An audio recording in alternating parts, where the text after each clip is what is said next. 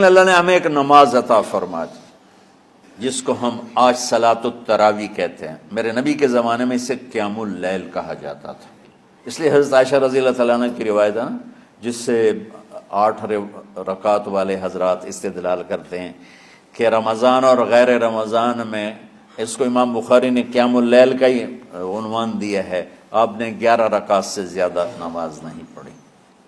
ایک ضعیف روایت میں ہے کہ آپ نے 3 دن پڑھائی نماز، یہ تو صحیح روایت ہے۔ کتنی رکعت پڑھائی؟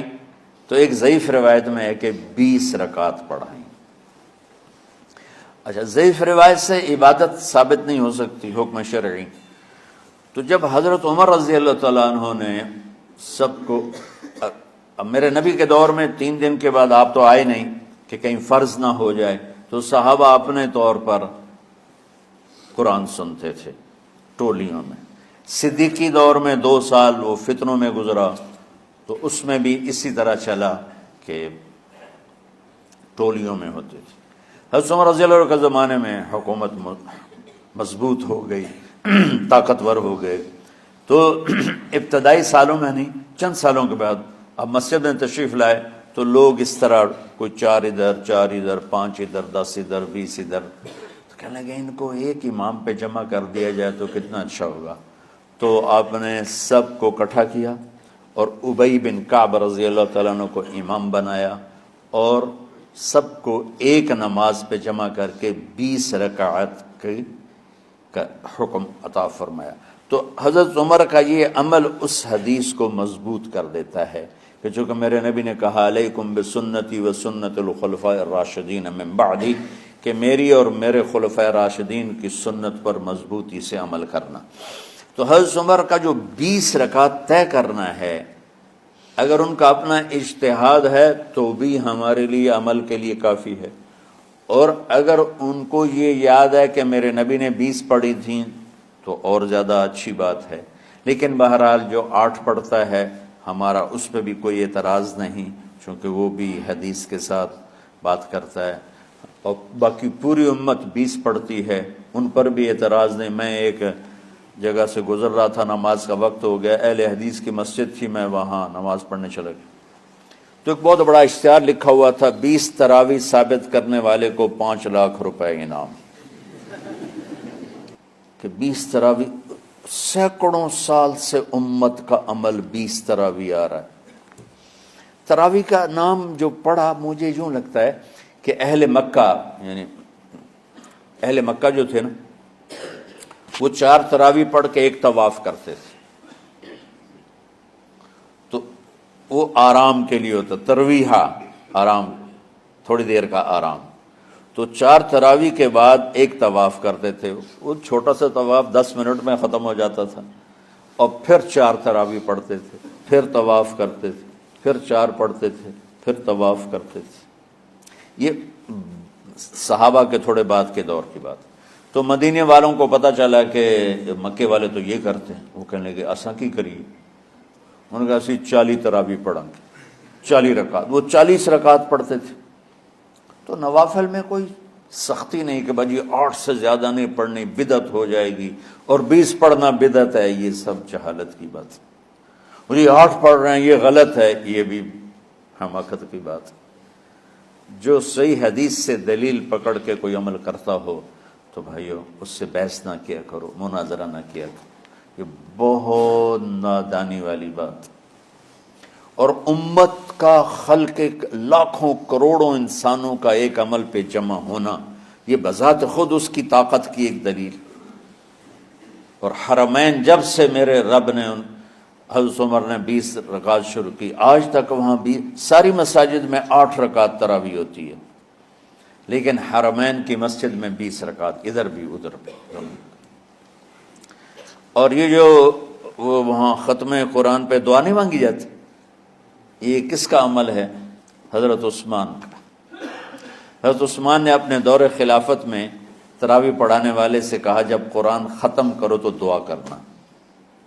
وہ کہنے لگے جی کیا دعا کروں؟ کہ جو تیرے دل میں آیا کرنا۔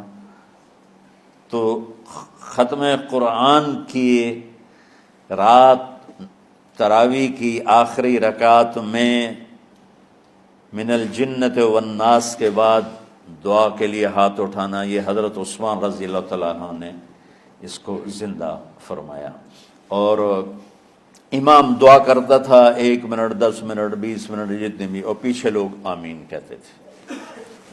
وطر کی جماعت نہیں ہوتی تھی، وطر کو باجماعت حضرت علی رضی اللہ تعالیٰ عنہ نے شروع کی کہ وطر کو بھی باجماعت پڑھا جائے، تو یہ ان کی سنت ہے کہ وطر کو باجماعت پڑھا گیا۔ تو اب یہ لہٰذا یہ سارے سنت جو کام ان خلفائے راشدین سے ہوا وہ بھی سنت ہے۔ تو اللہ نے ہمیں ایک عبادت دے دی کہ میرا قرآن پڑھو اور سنو۔ پہلی امتوں کو تراویح کیوں نہیں تھی یا قیام اللیل کیوں نہیں تھا؟ کہ ان کو اپنی کتاب یاد ہی نہیں ہوتی تھی، وہ اپنی کتاب کے حافظ نہیں ہوتے تھے، وہ اپنی کتاب یاد ہی نہیں کر سکتے تھے، صرف نبی کو یاد ہوتی تھی۔ اللہ نے ہمارے لیے کتنا آسان کر دیا کہ 7 سال کے یہ چھوٹے چھوٹے بچے قرآن یاد کر رہے ہیں، 70 سال کا بوڑھا قرآن یاد کر رہا ہے۔ یہیں یہ مولوی یوسف صاحب کا ساتھی تھا، یا پتہ نہیں ان سے پہلے تھا، سلمان، مولوی سلمان، آج کل امریکہ میں ہوتے ہیں، ہماری ایک شاخ چلا رہے ہیں ماشاءاللہ۔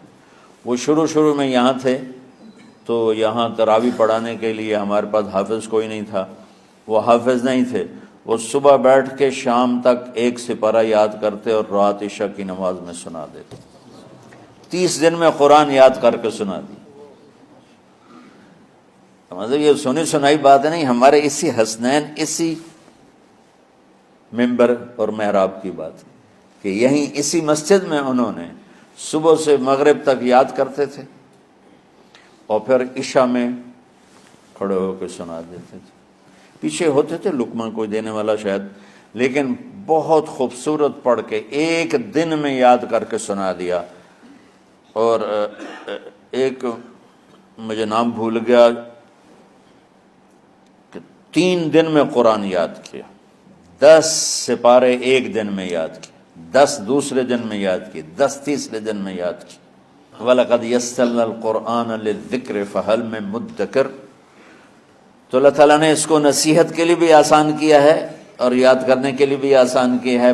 کوئی کتاب پہلے یاد نہیں ہوتی تھی کسی کو، ماشاءاللہ تم میں کتنے حفاظ بیٹھے ہیں اللہ کے فضل سے۔ تو اللہ نے ہمیں رات کی نماز عطا فرمائی، اور چونکہ یہ ایک مشقت ہے تو میرے نبی نے کہا یہ رات کی نماز کے ہر سجدے پر 1500 نیکی لکھی جاتی، 1500 نیکی لکھی جاتی۔ اور اللہ تعالیٰ ہر سجدے پر جنت میں ایک محل بناتا ہے جس کے 60,000 سونے چاندی کے دروازے ہوتے، اور ایک درخت اس کے لیے لگاتا ہے جس کے نیچے 100 سال گھوڑا دوڑ سکتا ہے۔ تو رمضان کا اہتمام آپ رجب سے شروع فرما دیتے تھے۔ میرے نبی نے 9 رمضان دیکھے، 9 رمضان اپنی زندگی میں، 9 رمضان۔ 10ویں رمضان سے پہلے آپ اللہ کے پاس تشریف لے گئے۔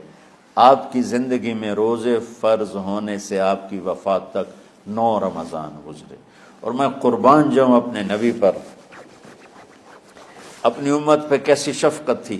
آپ سحری کھاتے تھے بالکل آخری وقت، ادھر بلال اذان دے رہا ہے اور ادھر آپ آخری لقمہ کھا رہے ہیں، اور ادھر سورج نیچے ہوا اور آپ کھجور منہ میں۔ ایک آدمی اوپر کھڑا ہوتا تھا مدینے میں تو وہ چھت پہ، گھر کی چھت پہ کھڑا ہوتا تھا، سفر میں ہے تو وہ کسی پہاڑی پہ کھڑا ہوتا تھا۔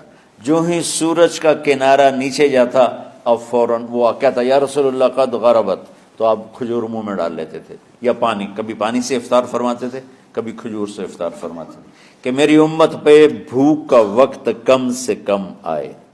آج کل جو یہ ہمارے افطاری کے اوقات ہیں نا، یہ سورج ڈوبنے کے بھی 2-2.5 منٹ بعد کے ہیں کہ احتیاطاً، ٹھیک ہے چلو احتیاط کر لو کوئی مسئلہ نہیں، لیکن اصل ہے ادھر چونکہ اب سورج ہمیں نظر ہی نہیں آتا ہے، اس طرح ہم گھرے ہوئے ہیں شہروں میں، دیہاتوں میں بھی اب اس طرح کا ماحول ہے کہ وہ نظر نہیں آتا ہے، تو بہتر کہ ادھر سورج غائب ہو ادھر لقمہ منہ میں جائے، لیکن یہ تب ہے جب آپ نظر آ رہا ہو۔ اب جب آپ یہاں بیٹھے ہو حسنین میں تو یہاں تو کوئی سرخ نظر نہیں آئے گا، یہاں تو منار ہی نظر آئے گا، تو لہٰذا احتیاط ٹھیک۔ ہمارے اہل حدیث بھائی وہ 2 منٹ پہلے ہم سے افطار کرتے ہیں، تو بڑی اچھی بات ہے کہ سورج کے غروب ہونے کا جو اصل وقت ہے اس کے ساتھ ہی افطار کرنا۔ اور سحری میں ایک واقعہ سناتا ہوں، آپ سحری کھا رہے تھے، بکرے کی سری پکی ہوئی تھی، تو مولا علی رضی اللہ تعالیٰ عنہ اور عرباض بن ساریہ رضی اللہ تعالیٰ عنہ آپ کے ساتھ کھانا کھا رہے تھے، تو حضرت بلال ہے، یا رسول اللہ وقت ختم ہو گیا ہے، میں اذان دینے جا رہا ہوں، آپ برائے مہربانی کھانا پینا بند کریں، اور یہ کہہ کر چلے گئے۔ چھت، ایک انصاری عورت تھی، اس کے گھر کی چھت پہ چڑھ کے اذان دیتے تھے، چڑھنے لگے تو پھر واپس آئے کہ دیکھوں اللہ کے نبی نے کھانا چھوڑ دیا یا نہیں، آگے دیکھا تو وہ کھا رہے تھے، انہوں نے کہا یا رسول اللہ واللہ لقد اصبحت، یا رسول اللہ اللہ کی قسم سحری کا وقت ختم ہو گیا، صبح ہو گئی۔ تو آپ نے ہاتھ پیچھے کر لیا، کہہ رہے تیرا بھلا ہو بلال، ابھی وقت باقی تھا، تیرے قسم کھانے پر اللہ نے اس کو پہلے نکال دیا کہ تیری قسم کہیں جھوٹی نہ پڑ جائے۔ تو حضرت علی نے فرمایا کہ اگر بلال قسم نہ کھاتے تو جب تک میرے نبی کھاتے رہتے صبح صادق نہیں ہونی تھی۔